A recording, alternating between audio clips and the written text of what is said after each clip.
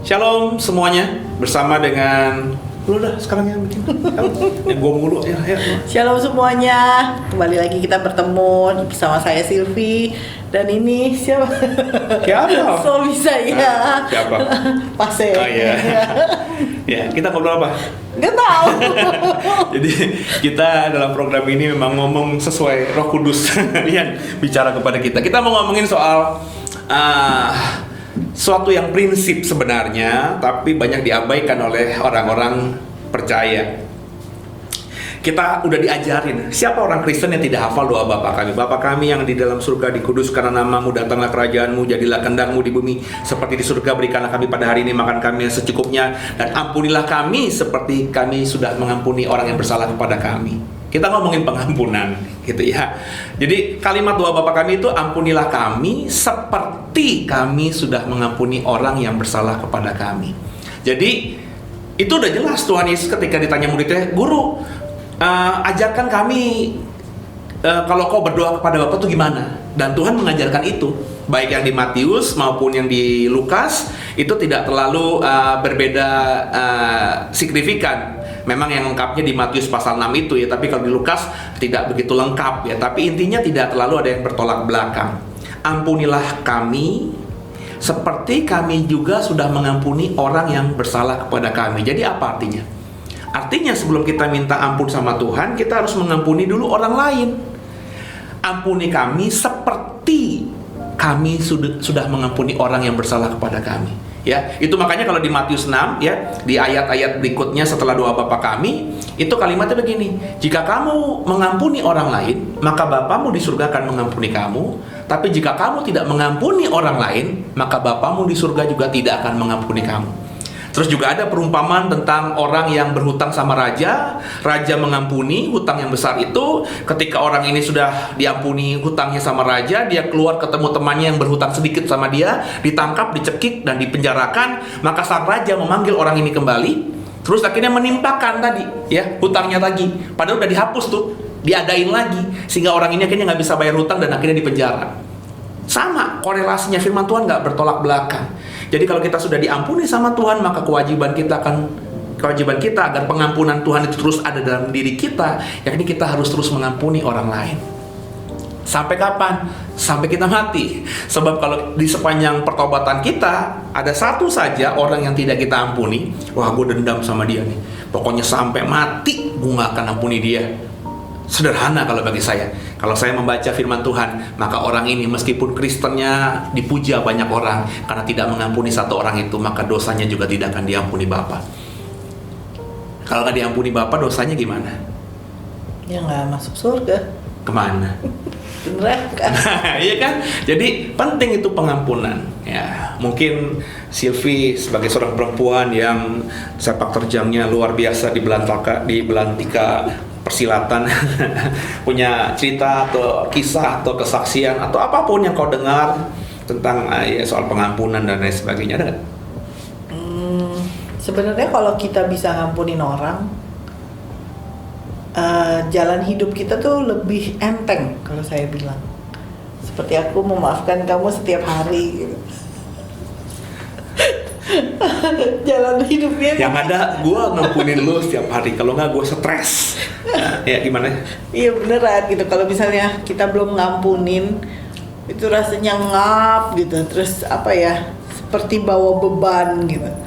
Tapi pada saat ya Tuhan saya ngampunin gitu, saya mau mengampuni gitu. Pada saat kita udah ngomong gitu dan bener-bener kita ngampunin orang yang kita kesel, kita sebel, kita benci gitu, itu jalannya jauh lebih ringan dibandingkan sebelum kita bisa mengampuni. Jalannya lebih ringan meskipun lo berat. jadi ya jalannya lebih enteng lah ya. Nggak ada ya. Karena kalau kita nggak ngampunin orang, kita stres sendiri loh. Bener nggak sih? Iya. Iya nggak sih? Padahal orangnya juga belum tentu tahu gitu. Kayak lo kalau nggak ngampunin gue mah nyantai aja. Orang gue nggak tahu isi hati lo, tapi kalau sedih rugi lo lihat gue jadi ngap gitu kan, enak gitu kan, pengen muntah, apa gini-gini. jadi kita sendiri yang rugi. Itu makanya kan ada sebuah penelitian gitu ya, dan saya cukup mempercayai bahwa orang yang sakit, ya maafkan saya kalau sakit cancer begitu ya, itu atau sakit apapun gitu ya, itu karena hati yang nggak beres. Makanya itu di Mazmur apa di mana tuh ya? Hati yang gembira, Amsal ya, adalah obat. Itu bener banget. Jadi orang kalau hatinya gembira bisa gembira gimana? Berarti kan nggak kesel sama orang, nggak benci sama orang ya. Berarti hubungan dengan orang lain tuh beres gitu ya. Ya nggak dibuat ribet lah gitu ya. Hatinya jadinya lega terus ya. Itu adalah obat bikin kita umur panjang. Dan bagi saya bukan umur panjang juga, tapi juga bisa kurus juga. Ya, soal kurus mah kemauan aja. Nggak ada urusan sama pengampunan yang kita lagi ngomongin lah ya. Jadi apa tadi ngomong. Jadi kalau misalnya kita udah selesai ya, bukan umur panjang saja maksud saya, tapi juga itu loh, hidup di bumi seperti di surga itu didapetin gitu loh ya. Jadi ya seperti itulah ya. Saya dalam pengalaman ya kesal sama orang pernah, satu titik pernah marah sama orang pernah gitu ya, disakiti, ditikam dari belakang pernah gitu ya. Bisa nggak mengampuni? Sulit gitu ya. Siapa bilang mengampuni itu gampang gitu ya, tapi harus mau gitu ya. Sebab kalau nggak mau tadi kita nggak bisa move on gitu ya. Ya saya kalau nggak bisa ngampuni orang yang melakukan hal yang jahat kepada saya di masa lalu, maka saya akan nengok ke belakang terus gitu ya. Ingat sama peristiwa itu. Kalau saya jadi susah nih misalnya ya, saya jadi miskin gara-gara itu, saya dendam terus tuh. Waduh, gue sebenarnya jadi punya segala-galanya nih, gue sebenarnya kaya nih, gara-gara orang itu gue jadi miskin. Orang itu mulu, kejadian itu mulu, padahal Tuhan bilang di depan udah aku siapin berkat. Lo gue bikin susah begini karena gue siapin berkat kok di depan, jangan takut. Tapi kita nggak bisa lihat berkat itu karena di otak kita, di hati kita lagi dendam sama orang ini gitu. Itu yang harus kita rubah gitu ya. Ya di Alkitab contoh orang yang paling keren itu ya bagi saya Daud gitu ya. Daud itu kurang apa dizolimi sama Saul coba ya. Berkali-kali. Dan Daud di matanya Saul, logikanya kita mestinya tuh orang terdekatnya, karena Daud itu panglimanya, orang yang paling dipercaya karena memegang angkatan perangnya Saul, dan berikutnya Daud adalah menantunya Saul. Ya kan? Itu kan hubungan kekerabatannya dekat sekali, tapi karena bencinya Saul, maka Saul terus menganiaya Daud berkali-kali. Dan ada satu fase dalam kejadian mereka ketika akhirnya Daud bersembunyi di sebuah goa, bener ya. Terus Saul dan pasukannya lagi di situ. Saul kemudian pengen buang air begitu ya, masuk ke goa itu. Dan Daud sebenarnya oleh beberapa temannya dikatakan ini waktunya, Tuhan sudah serahkan musuhmu ke dalam tanganmu, tinggal bunuh aja beres. Tapi Daud malah, apakah aku boleh ya mengusik hamba Tuhan yang diurapi? Itu kerennya pakai bingit ya. Udah dipenggal beres itu. Kalau Saul mati, Daud bawa kepalanya Saul keluar, maka semua prajuritnya Saul pasti akan hormat dan tunduk dan pasti menjadikan Daud sebagai raja. Tapi tadi Daud sadar banget siapa Saul, meskipun orang ini jahat kepadanya, tapi biar bagaimanapun Daud tahu Saul adalah orang yang diurapi Tuhan. Jadi dia menunggu waktunya Tuhan, terus mengampuni, dan akhirnya apa yang menjadi bagiannya Daud seperti yang Tuhan janjikan kepadanya, tahta akan kuberikan padamu, itu terjadi dalam hidupnya dia. Jadi mengampuni itu harus. Mengampuni itu wajib kalau bagi saya, dan bahkan harus jadi lifestyle, gaya hidup. Karena kita akan terus benturan dengan orang lain. Kita akan benturan dengan orang yang dekat dengan kita. Saya dan Silvi pasti benturan terus sampai kita nanti mati ya. Kalau nggak mati ya berarti selamanya kita kan kena terus benturan. Kenapa? Orang kita hidupnya serumah, seranjang ya, dan ketemu lagi dia lagi pasti kan benturan terus ya. Benturan budaya, benturan cara berpikir dan macam-macam ya. Karena kita orang yang berbeda yang dipersatukan Tuhan gitu ya. Dan bukan saja dengan orang terdekat kita, tapi kita keluar rumah, saya keluar rumah kan juga berhadapan dan ketemu dengan orang-orang lain yang mungkin kedepannya bisa dekat dengan kita, atau mungkin cuma momen itu kita ketemu sama dia. Tapi kalau kita ketemu sama orang yang baru sekalipun, kita ngobrol 5 menit, tentu ada tuh perasaan suka nggak suka, dan mungkin tersakiti dan lain sebagainya. Tapi kita harus terus mengampuni, gitu. Ada yang lain nggak kira-kira yang mau dibagikan soal pengampunan ini? Pernah nggak punya pengalaman nggak bisa ngampuni orang? Puji Tuhannya nggak pernah. Oh, haleluya, karena masih kira tabat-tabat. Terus Mungkin karena dari kecil itu kan pas sekolah minggu udah sering diingetin sama kakak-kakak guru sekolah minggu gitu. Kamu harus bisa ngampuni. Hal itu juga yang akhirnya tertanam dalam diri aku, masuk dalam kehidupan ini. Kalau ada orang yang nyakitin gitu, kayaknya mudah untuk bisa ngampunin. Nah, akhirnya sampai sekarang ya itu. Ya karena memang mengampuni itu ketika kita lakukan dan kita konsisten mengampuni orang, itu menjadi kebiasaan nantinya. Akhirnya ketika kita disakiti yang berat di depan, karena sudah terbiasa mengampuni, siapapun orang yang salah sama kita, kita ampuni, kita bisa mengampuni. Jadi saya sampai pada satu konklusi bahwa orang kalau tidak bisa mengampuni orang dalam kasus tertentu, itu kalau ditarik mundur rekam jejaknya, pasti dia akan punya pengalaman terekam melakukan itu atau belum mengampuni orang lain di masa lalunya. Saya berani jamin, saudara, ya, karena itu kayak roh yang mengikat gitu. Ya kalau boleh bilang yang lebih ekstrim kayak kutuk gitu yang mengikat. Orang kalau nggak bisa mengampuni, maka akan terikat dengan kutuk itu, sehingga ke depan bersinggungan dengan orang lain nggak bisa mengampuni lagi. Bersinggungan dengan orang lain nggak bisa mengampuni lagi. Kalau masalahnya kecil, mungkin bukan sepertinya bukan beres, tapi ya terlupakan gitu aja. Tapi nggak diselesaikan. Nah, ketika masalahnya besar baru kelihatan oleh orang lain, orang ini kok nggak mengampuni ya. Padahal sebenarnya sebelumnya dia memang tidak bisa mengampuni. Ya. Makanya kalau orang udah cerai, ya, orang kalau cerai karena masalahnya nggak bisa mengampuni pasangan, terus dia nikah lagi, akan mudah cerai lagi.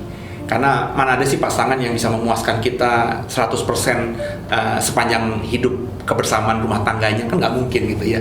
Jadi memang bercerai itu ada efek yang akan mengikat, karena masalahnya itu pasti karena sama-sama tidak mengampuni. Omong kosong lah, saya udah mengampuni dia. Loh, kenapa cerai kalau mengampuni gitu ya? Bukankah kalau kita mengampuni ya kita ampuni benar-benar gitu ya. Jadi harus kita lakukan. Nah, sebelum dilanjut saya mau kasih tebak-tebakan dulu. Ini kopi atau Coca-Cola? Silakan kasih komen di bawah. Yang benar akan kita kirimin apa ya yang kita minum ini. So, ini menipu nih. Saya pikir Coca-Cola kayak kopi juga ya, dirasa gado-gado ternyata ya. Jadi itulah yang disebut dengan pengampunan. Dan yang menarik, Tuhan kita Yesus Kristus tuh keren banget ya. Dia ada kurang apa, dia mengalami penderitaan, fitnahan, caci maki yang melukai fisik dan juga psikisnya dia. Tapi di atas kayu salib itu perkataannya yang indah banget. Yang pertama yang dia ucapkan dalam 7 perkataan salib itu, Bapa, ampuni mereka, sebab mereka nggak tahu apa yang mereka perbuat padaku. Itu keren luar biasa. Ya, dia melepaskan pengampunan di atas kayu salib kepada semua orang. Ada imam besar di situ, ada imam kepala di situ, orang Farisi, orang Saduki, orang-orang Yahudi yang bilang salibkan dia, salibkan dia. Kepada prajurit Romawi yang menyesah dia, yang mencambuk dia, yang memahkotai dia, yang menelanjangi dia, yang menjatuhkan dia, dia bilang ampuni semuanya. Jadi kalau kita mau seperti Yesus ya kita harus mengampuni. Dan dengarkan saya, pertama kali mengampuni itu susah. Jangan bilang mengampuni itu mudah, susah. Ya, mengampuni itu pertama harus dari dalam diri kita dulu. Mau apa enggak mengampuni? Sambil ketika kita mau mengampuni orang itu, kita minta tolong Roh Kudus untuk membalut luka kita. Sehingga ketika kita melepaskan pengampunan yang berat tadi, Roh Kudus membalutnya itu, ya, sehingga lukanya cepat pulih gitu. Dengan pertolongan Roh Kudus. Itu terus dikerjakan di sepanjang hidup kita. Kepada siapapun yang menyakiti kita, ampuni dia, ampuni dia. Dan ketika kita sudah lakukan, ke depannya kita akan mudah. Makanya Yesus bisa melakukan itu di atas kayu salib. Kenapa? Karena memang dia ketika menjadi manusia di dunia ini, dia mengampuni semua orang yang menyakiti dia. Jadi kalau sudah seperti itu ya, saya yakin yang namanya biasanya dosa itu kan dimulai dari itu ya. Nggak bisa mengampuni, dendam, kesel sama orang. Padahal kan itu merugikan diri sendiri ya. Nah iyalah. Kenapa banyak orang melakukan itu gitu. Karena ya nggak sadar. Dan Udah juga dikasih tahu, dia ketemu orang, kamu harus bisa ngampunin, kamu bisa. Tapi berat banget rasanya kayaknya kalau ya karena dia menikmati itu mungkin ya, menikmati perasaan kesel sama orang, kali nggak tahu juga ya, karena dalam beberapa konseling tuh orang memang susah sekali ya untuk apa mengampuni itu ya, iya tapi masih aja dikerjakan. Saya pernah melayani sepasang pasangan suami istri yang di depan saya sudah panjang lebar kita konseling, mereka saling mengampuni, saya tuntun saling mengampuni, pelukan, cipika-cipiki, ciuman bibir di depan saya minta juga, pulangnya gandengan tangan, udah cekak-cekik, ternyata nggak lama kemudian masih aja ya. Dan ketika si suami dan si istri setelah kejadian konseling itu ya, di depannya mereka ribut lagi, si suami ngomong lagi hal yang sama yang sudah beres dalam konseling itu dengan saya. Si istri sebaliknya ngungkit lagi masalah yang di masa lalu yang sudah beres dalam konseling itu. Berarti apa? Dalam konseling itu ya mereka bersandiwara, nggak mau benar-benar mengampuni. Mungkin karena aduh udah lapar nih, perutnya udah kerutukan, konseling 5 jam 6 jam nih apaan sih nih gitu ya. Mungkin udah bete ngeliat muka saya juga gitu ya, capek dengerin saya ngomong gitu ya. Akhirnya mereka iya aja gitu ya, tapi nggak mau berubah. Nah ini harus mau dalam diri ya. Sadarilah bahwa kalau tidak mengampuni yang rugi ya kita sendiri. Damai sejahtera nggak mungkin didapat, hati kita nggak tenang, kita nggak bisa berdoa. Karena kalau kita gundah gulana, gimana kita bisa berdoa? Bersalah, ya. Ada pasti ada lah di sini. Gimana kita bisa tenang dalam berdoa? Kan kalau kita mau berdoa, kata Alkitab, tenangkan dulu dirimu supaya kau bisa berdoa. Nah kalau lagi gundah gulana, lagi emosional, hati kita lagi kotor, gimana bisa doa? Dan kalau nggak bisa doa, gimana hidup dan kerjaanmu bisa beres di depannya? Sebab semua itu bisa beres kalau kita minta campur tangan Tuhan untuk menolong kita kan. Ya, efek domino lah ke depannya. Mungkin kita masih bisa dapat sesuatu ya, tapi sesuatu itu bukan datang dari Tuhan yang bisa mungkin membuat kita sukacita ya, happy ya, tapi hanya sesaat saja. Jadi pengampunan itu harus ya tadi efek secara psikologis. Kalau kita nggak mengampuni ya bisa pada menurunnya kesehatan kita. Hati gembira adalah obat tadi ya. Sakit penyakit gampang masuk ya, flu pilek lah itu yang paling ringannya, sampai penyakit yang mematikan itu pasti ada ya.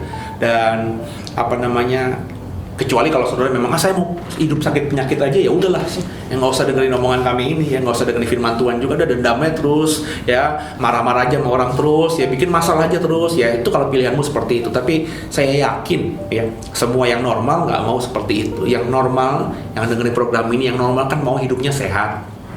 Sehat tuh bukan cuma jasmani juga, tapi kan rohani juga ya, tenang, damai sejahtera. Sehingga ketika makan, yang di meja makan cuma nasi sama tempe sama telur dibagi 4, ada yang mungkin begitu dramatisnya sampai hanya dengan garam aja, tapi bisa menikmatinya luar biasa.